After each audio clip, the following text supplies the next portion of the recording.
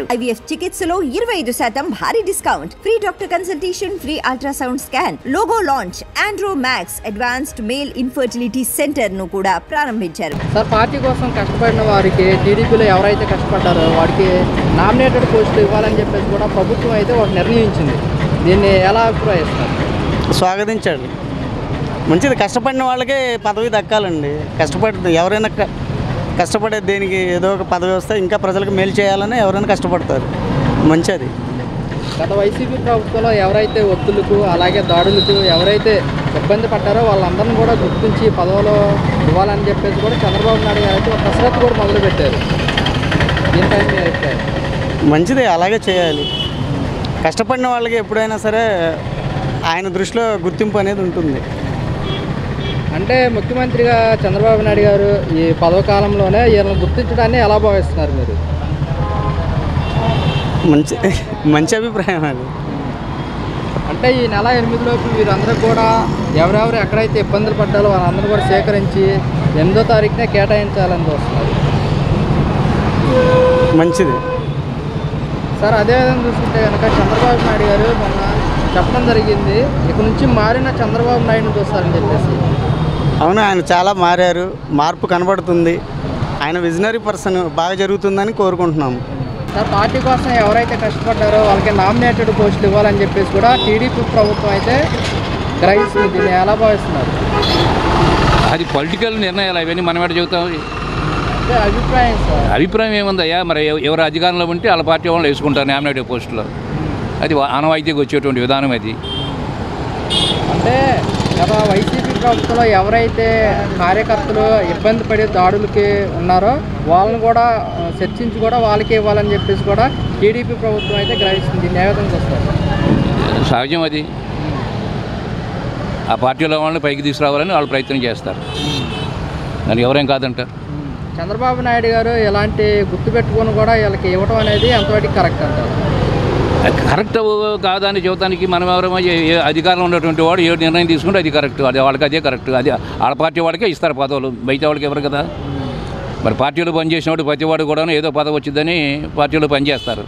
మరి పదవి ఆశిస్తారు కదా, వాళ్ళకి ఇవ్వడం ధర్మమే కదా. ఏ సెగ్మెంట్లో ఎవరెవరు ఉన్నారో కూడా వాళ్ళ వివరాలను కూడా తెలుసుకొని త్వరగా ప్రభుత్వానికి అందించాలంటూ కూడా చంద్రబాబు నాయుడు గారు విజ్ఞప్తి అయితే చేశారు. ఏంటది? ఏ సెగ్మెంట్లో ఎవరెవరు ఉన్నారు, వాళ్ళ పనితీరు ఎలా ఉంది అని చెప్పేసి కూడా వాళ్ళ వివరాలను స్వీకరించి ఏం పనితీరు నెల రోజుల్లో ఈ పనితీరు ఎట్లా ఉందని ఎట్లా తెలుస్తుంది? ఇప్పుడు నెల రోజులే కదా అయింది. నెల రోజుల్లో ఏం పని చేశారని ఎట్లా తెలుస్తుంది మనకి?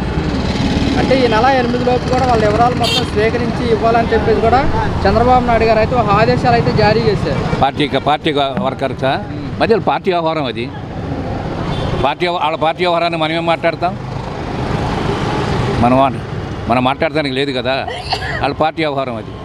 నా టీడీపీ పార్టీ కోసం కష్టపడిన వారికి నామినేటెడ్ పోస్టులు పదవులు అందిస్తామని చెప్పేసి కూడా టీడీపీ ప్రభుత్వం అయితే నిర్ణయించింది. దీన్ని ఎలా భావిస్తున్నారు?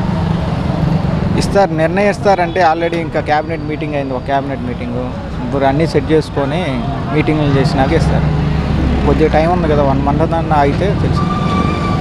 గత వైసీపీ ప్రభుత్వంలో ఒత్తిళ్లకు తట్టుకొని ఎవరైనా సెగ్మెంట్లో ఉన్నారో వాళ్ళందరినీ కూడా వాళ్ళ పనితీరు ఎలా ఉంది చూసి కూడా వారందరూ కూడా స్వీకరించి వారికి ఇస్తామని చెప్పేసి కూడా టీడీపీ ప్రభుత్వం అయితే నిర్ణయించింది. దీన్ని ఏ విధంగా చూడొచ్చు? ఏంటది అర్థం కాలేదు.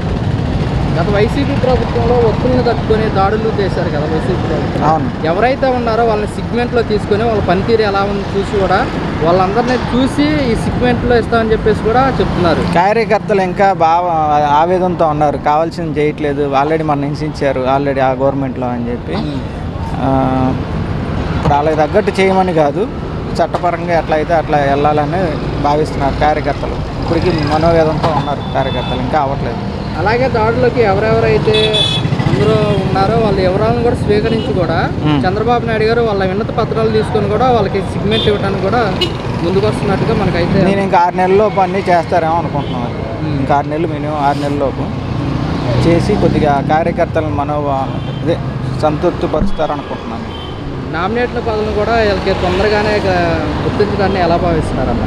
ఇంకా ఇవ్వలేదు ఎవరికి అంటున్నారు. ఈ నెల 8వ తారీఖు కూడా ఇస్తాం. ఈ నెల అదేలే, ఇప్పుడు ఆయన ఢిల్లీ వెళ్ళాడు, ఇవాళ వస్తారు. మళ్ళీ రేవంత్ రెడ్డితో మీటింగ్ ఉంది. ఇవన్నీ చూసుకొని నిదానంగా చేస్తారు. 1 month అనుకుంటున్నాం. మీకు ఎలా అనిపిస్తుంది? మనం ఇంకొద్దిగా వాళ్ళు అట్లా చేశారు, అట్లా చేయకపోయినా మన కార్యకర్తలను సంతోషపరచాలి. ఈసారి జాగ్రత్తగా చూసుకోవాలి. పోయినసారి పార్టీని పట్టించుకోలేదు కాబట్టి అట్లా అయింది. ఈసారి పార్టీని, ప్రజల్ని, అందరినీ పట్టించుకుంటే కొద్దిగా బాగుంటుంది.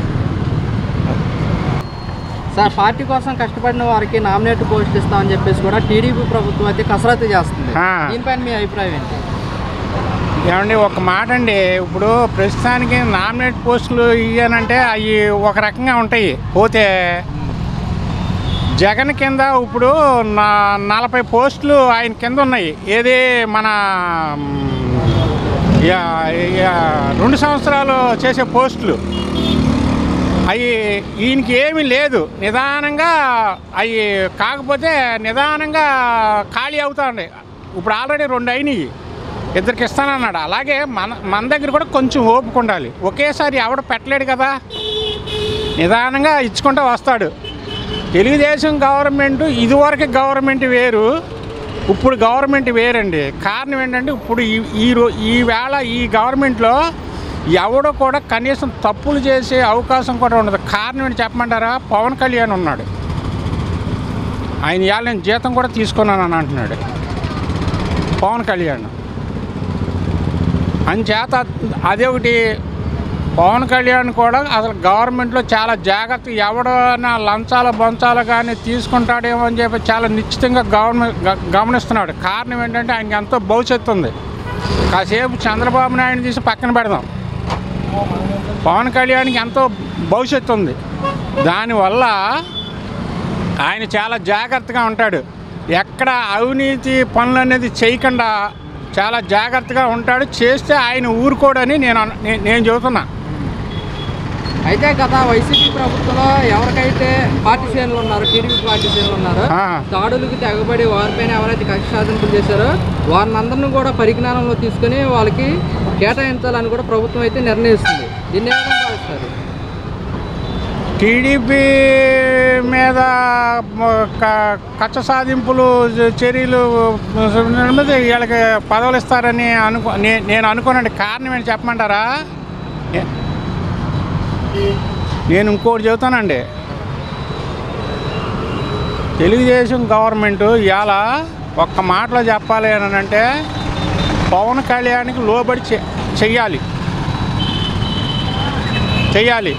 ఏది కూడా ఆయన్ని అడగకుండా వీళ్ళు చేయరు, చేసే ఛాన్స్ కూడా లేదు. అంచేత ఆయన ఇలాంటి వివాదాలకే పోతేనే కక్ష సాధింపు చర్యలకి నేను పోనని చెబుతున్నాడు. ఆయన పోడు, ఆయనకి ఎంతో భవిష్యత్తు ఉంది. ఇప్పుడు నన్ను నువ్వు ఎదవా అని అన్నావు, నిన్ను కూడా నేను ఎదవా అని అంటాను. నీకు నాకు తేడా ఏముంది? ఇక అప్పుడు నీకు నాకు తేడా ఏముంది? అంతే కదండి. అసలు అనుకుందాం మనం, ఆయనకి ఎంతో భవిష్యత్తు ఉంది. ఒక్క మాట అండి, జగన్కి మాత్రం ఇంకా భవిష్యత్తులు ఇప్పుడు కాదు ఇంకా 20 ఏళ్ళు కదా. జగన్కి అనేది ఓటు వేయరండి. ఏం చేద్దంటే అన్న మనస్తత్వం ఏంటి జనానికి ఏమవుతుందని చెప్పమంటారా? షాడిస్టోడు. ఒక్క మాట అండి, జనాలు ఇవాళ ఏదో చెబుతున్నాడు కానండి, నిన్న మొన్న అప్పుడే ఇవాళ 2 సార్లు మీడియా ముందుకు వచ్చాడు.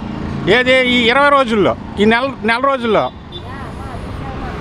విశాఖపట్నంలో డాక్టర్ని నడి రోడ్డు మీద చంపేశారు. ఏదో మాస్క్ అడిగినందుకు పిచ్చెక్కిందని, అది ఎక్కిందని, ఇది ఎక్కిందని అతన్ని నిర్జాతంగా చంపేశారండి. అలా ఎంతమందిని చంపాడు? ఎప్పుడన్నా వచ్చి నేను అతన్ని ఇంటికి చంపాను, ఇలా చచ్చిపోయాడని ఎప్పుడన్నా చెప్పాడండి? కనీసం వచ్చి మనం ఏదన్నా అడిగితే అలా కాదు ఇలాగని ఎప్పుడన్నా మీడియా ముందుకు ఎప్పుడన్నా వచ్చాడండి? ఇంట్లో కూర్చొని రాడు. ఆవిడకు అప్పచెప్పాడు, ఒక 20 మందిని 30 మందిని పెట్టుకుని. ఆ లెట్టం వచ్చాడు, దోసి పారదొబ్బే.